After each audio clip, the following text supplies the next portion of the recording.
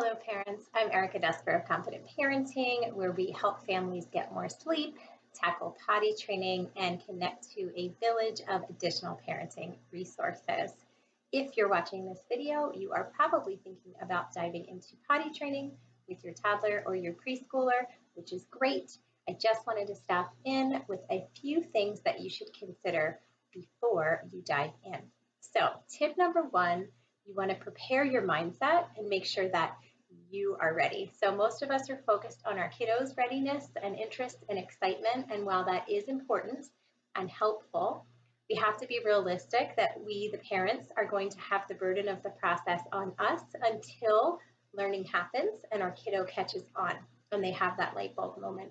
So you do have to think about what else is going on in your life, work, socially, with siblings, within the home, and make sure that at least one parent or caregiver, or alternating parents or caregivers, at least one person will be able to provide undivided attention to the child that is going through the learning process. And you also want to think about how many days you can carve out. So potty learning is just that. It is a learning process.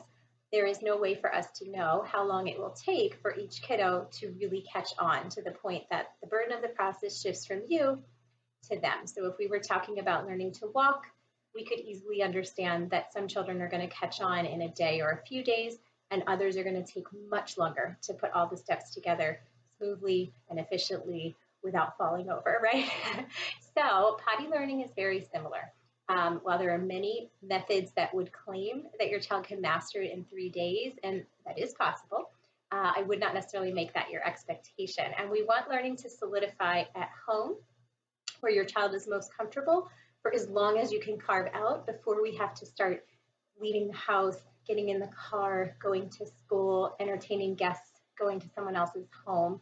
Those things will factor back in, but the further they can be in the learning process before they do, the better. So if all you can carve out is a weekend, you are going to work with what you have and hope your kiddo can progress.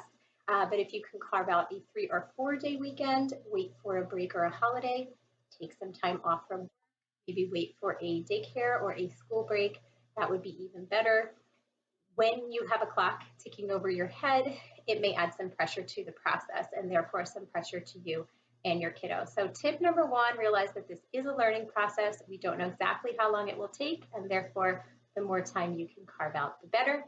And I'll be back with 4 more tips to consider before you dive in to potty training. Thanks for watching.